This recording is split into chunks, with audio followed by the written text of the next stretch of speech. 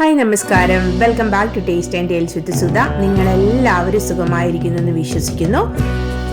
അതെ, ഇന്നത്തെ നമ്മുടെ സ്പെഷ്യൽ എന്ന് പറയുന്നത് നമ്മുടെ ഒരു അടിപൊളി വെണ്ടയ്ക്കയുടെ ഫ്രൈ ആണ് കേട്ടോ. ഇത് നമുക്ക് ചോറിൻ്റെ കൂടത്തിൽ സൈഡ് ഡിഷായിട്ടും ഒരു സ്റ്റാർട്ടറായിട്ടും ഒക്കെ ഉപയോഗിക്കാൻ പറ്റുന്ന ഒരു അടിപൊളി വെണ്ടയ്ക്ക, നല്ല ക്രിപ്സി ആയിട്ടുള്ളൊരു വെണ്ടയ്ക്ക ഫ്രൈ കേട്ടോ. അപ്പോൾ ഇതെങ്ങനെ ചെയ്യണേന്ന് നോക്കാം. ഇതിനു വേണ്ടി ഞാനൊരു 200 ഗ്രാം വെണ്ടയ്ക്ക ഇവിടെ നന്നായിട്ട് കഴുകി അതിനകത്ത് വെള്ളമെല്ലാം കളഞ്ഞ് റെഡിയാക്കി ഇവിടെ എടുത്തു വെച്ചിട്ടുണ്ട് കേട്ടോ. ഇനി നമുക്ക് ഈ വെണ്ടയ്ക്കൊക്കെ ഒന്ന് അരിഞ്ഞ് റെഡിയാക്കി എടുക്കാം കേട്ടോ. അപ്പോൾ ഈ വെണ്ടയ്ക്ക നിങ്ങൾക്ക് ഇഷ്ടമുള്ള രീതിയിൽ മുറിച്ചെടുക്കാം. പക്ഷേ ഇത് മാക്സിമം ഒന്ന് തിന്നായിട്ട് എടുക്കണമായിരിക്കും എപ്പോഴും നമ്മുടെ ഈ ഒരു ഫ്രൈക്ക് നല്ലത് കേട്ടോ.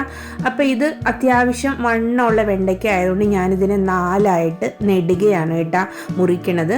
ഇത് നല്ല നീളവും കൂടെ ഉണ്ടെങ്കിൽ നിങ്ങൾക്ക് ഇതിനെ ഒന്ന് 2ആയിട്ട് വട്ടത്തിൽ മുറിക്കുകയും കൂടെ ചെയ്യാം കേട്ടോ. അപ്പോഴെന്നാലേ ആ മസാലയൊക്കെ പിടിച്ച് നന്നായിട്ട് ഫ്രൈ ആയിട്ട് വരുമ്പോൾ നന്നായിട്ടിരിക്കത്തുള്ളൂ കേട്ടോ. അപ്പോൾ നമ്മുടെ വെണ്ടയ്ക്കയൊക്കെ ഞാനിവിടെ അരിഞ്ഞ് റെഡിയാക്കി എടുത്തു വെച്ചിട്ടുണ്ട് കേട്ടോ. നമുക്കിനി ഇതിനൊരു വലിയ പാത്രത്തിലേക്ക് ഒന്ന് ഇട്ട് കൊടുക്കാം. എന്നിട്ട് നമുക്ക് അതിൻ്റെ ബാക്കി കാര്യങ്ങളൊക്കെ ചെയ്യാം കേട്ടോ. ഞാനിവിടെ വെണ്ടയ്ക്കയുടെ കൂട്ടത്തിലെ ഒരു 3-4 പച്ചമുളകും കൂടെ നെടുകെ കീറി ഇതിനകത്തേക്ക് ഒന്ന് ഇട്ട് കൊടുക്കുന്നുണ്ട് കേട്ടോ. അപ്പോൾ ഈ പച്ചമുളകും മുളക് പൊടിയൊക്കെ നിങ്ങളുടെ എരിവിനനുസരിച്ച് വേണം കേട്ടോ ചേർത്ത് കൊടുക്കാനായിട്ട്. പിന്നെ ഞാൻ ഇതിനകത്തേക്ക് 1 ടേബിൾ സ്പൂൺ നിറച്ച് കാശ്മീരി ചില്ലി പൗഡർ ആഡ് ചെയ്ത് കൊടുത്തിട്ടുണ്ട്. ഇനി ഇതിനകത്തേക്ക് 1 ടീസ്പൂൺ അളവിൽ മല്ലിപ്പൊടി ചേർത്ത് കൊടുത്തിട്ടുണ്ട്. പിന്നെ നമ്മൾ ചേർക്കുന്ന 1/4 ടീസ്പൂൺ അളവിൽ മഞ്ഞൾപ്പൊടിയാണ്. അതിനുശേഷം നമുക്ക് ഇതിനകത്തേക്ക് 1 ടീസ്പൂൺ അളവിൽ തന്നെ ഗരം മസാലപ്പൊടി ചേർത്ത് കൊടുക്കാം. പിന്നെ 1 ടീസ്പൂണ് കുരുമുളക് പൊടിച്ചത് ചേർത്ത് കൊടുക്കാം. അതിനുശേഷം നമുക്ക് പാകത്തിന് ഉപ്പ് ചേർത്ത് കൊടുക്കാം. അതിൻ്റെ കൂടെ തന്നെ നമ്മൾ 1 നാരങ്ങ പിഴിഞ്ഞതിൻ്റെ നാരങ്ങയുടെ നീരും കൂടെ നമ്മൾ ചേർത്ത് കൊടുക്കുന്നുണ്ട് കേട്ടോ. ഇതെല്ലാം കൂടി ചേർത്ത് കൊടുത്തിട്ട് നമുക്കിതിനെ ഒന്ന് നന്നായിട്ട് മിക്സ് ചെയ്തെടുക്കണം കേട്ടോ. ഇത് മിക്സ് ചെയ്യുന്ന സമയത്ത് ഒരു ചെറിയ റിക്വസ്റ്റ് കേട്ടോ, നിങ്ങൾക്ക് ഈ വീഡിയോ ഇഷ്ടപ്പെടുവാണെങ്കിൽ ഇതൊന്ന് ലൈക്ക് ചെയ്യാനുവേ, പിന്നെ ഈ ചാനൽ സബ്സ്ക്രൈബ് ചെയ്യാതെയാണ് കാണണമെങ്കിൽ ഒന്ന് സബ്സ്ക്രൈബ് ചെയ്ത് സപ്പോർട്ട് ചെയ്യുകയൊക്കെ ചെയ്തേക്കണം കേട്ടോ. അപ്പോൾ ഇതിവിടെ നന്നായിട്ട് മിക്സായി വന്നിട്ടുണ്ട്. ഇതിനകത്തേക്ക് നമുക്കൊരു 1/4 കപ്പ് കടലമാവും കൂടി ചേർത്ത് കൊടുക്കാം. കടലമാവിൻ്റെ കൂടെ നമുക്കൊരു 1.5 ടേബിൾ സ്പൂൺ കോൺഫ്ലോർ ആണ് കേട്ടോ ഞാൻ ചേർത്ത് കൊടുക്കുന്നത്. നിങ്ങൾക്ക് ഇതിന് പകരമായിട്ട് അരി പൊടിച്ചത് വേണമെങ്കിലും ചേർത്ത് കൊടുക്കാം കേട്ടോ. നമുക്ക് ഇനി ഇതിനെ ഒന്ന് നന്നായിട്ട് തന്നെ മിക്സ് ചെയ്തെടുക്കാം കേട്ടോ.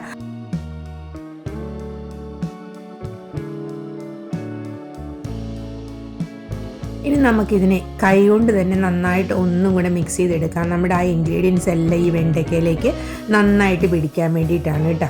നമ്മുടെ ഈ മിക്സൊക്കെ ഒന്നും കൂടെ നമ്മുടെ ഈ വെണ്ടയ്ക്കയിലേക്ക് നന്നായിട്ട് പിടിക്കാൻ വേണ്ടിയിട്ട് ഞാൻ ആ കടലമാവ് എടുത്ത ആ ഒരു കപ്പിൽ തന്നെ ഒരു 2 ടേബിൾ സ്പൂൺ വെള്ളം കൂടെ ചേർത്ത് കൊടുത്തിട്ട് ഇതിനെ നന്നായിട്ട് ഒന്നും കൂടെ മിക്സ് ചെയ്തെടുത്തിട്ട് ഇതിനെ ഒരു 15 മിനിറ്റ് നമുക്കൊന്ന് റെസ്റ്റ് ചെയ്യാൻ വയ്ക്കാം കേട്ടോ. അപ്പോൾ ഈ സമയത്ത് നമ്മുടെ ചീനിച്ചട്ടി അടുപ്പത്ത് വെച്ച് ആവശ്യത്തിന് എണ്ണ ഒഴിച്ചു കൊടുത്തിട്ട് നമുക്ക് ആദ്യം തന്നെ ഈ എണ്ണ ചൂടായി വരുമ്പോഴത്തേക്കും അതിനകത്തേക്ക് കുറച്ച് കറിവേപ്പില ഇട്ട് കൊടുക്കാം കേട്ടോ. ആ കറിവേപ്പില ഒന്ന് നമുക്ക് നന്നായിട്ട് ഫ്രൈ ചെയ്തിട്ട് മാറ്റി വയ്ക്കാം കേട്ടോ. അപ്പോൾ ഇതേ കറിവേപ്പില നന്നായിട്ട് ഫ്രൈ ആയി വന്നിട്ടുണ്ട്. നമുക്കിതിനെ ഒന്ന് മാറ്റി വെച്ച് കൊടുക്കാവേ. എന്നിട്ട് ഈ എണ്ണയിലേക്ക് തന്നെ നമ്മൾ ആ റെഡിയാക്കി വെച്ചിരിക്കുന്ന വെണ്ടയ്ക്ക ഇപ്പോൾ ഏകദേശം ഒരു 15-20 മിനിറ്റ് കഴിഞ്ഞിട്ടുണ്ട്. ആ എണ്ണയിലേക്ക് ആ വെണ്ടയ്ക്ക ഓരോന്നായിട്ട് ഇട്ട് കൊടുത്തിട്ട് നമുക്കിതിനെ ഫ്രൈ ചെയ്തെടുക്കാം കേട്ടോ. അപ്പോൾ ഈ വെണ്ടയ്ക്ക ഇങ്ങനെ അത് 200 ഗ്രാം വെണ്ടയ്ക്ക ഉള്ളത് കൊണ്ട് ഞാനിതിനെ 2 പ്രാവശ്യമായിട്ടാണ് ഫ്രൈ ചെയ്തെടുത്തിരിക്കുന്നത്. പിന്നെ നമ്മൾ ഈ വെണ്ടയ്ക്ക ഇട്ട് കൊടുത്ത ഉടനെ തന്നെ നമ്മൾ ആ തവി കൊണ്ട് അതിനെ ഒന്നും ചെയ്യരുത്. കുറച്ച് സമയം കഴിഞ്ഞിട്ട് മാത്രമേ തവി കൊണ്ട് നമ്മളൊന്ന് മാറ്റി കൊടുക്കാവുള്ളൂ. അല്ലെങ്കിൽ അതിങ്ങനെ അതിൻ്റെ ആ ഒരു മസാല കൂട്ടിങ്ങൊക്കെ വേർവിട്ട് കിടക്കും കേട്ടോ. അപ്പോൾ അതേ നമ്മുടെ വെണ്ടയ്ക്ക ഫ്രൈ ഇവിടെ റെഡിയായി വന്നിട്ടുണ്ട്. നമുക്കിതിനെ ഒന്ന് കോരി മാറ്റാം കേട്ടോ. അപ്പം ഞാൻ പറഞ്ഞതുപോലെ ഞാനിത് 2 പ്രാവശ്യമായിട്ടാണ് കേട്ടോ ചെയ്തിരിക്കുന്നത്. ഇതെൻ്റെ 2ാമത്തെ ബാച്ച് വെണ്ടയ്ക്കയാണ്.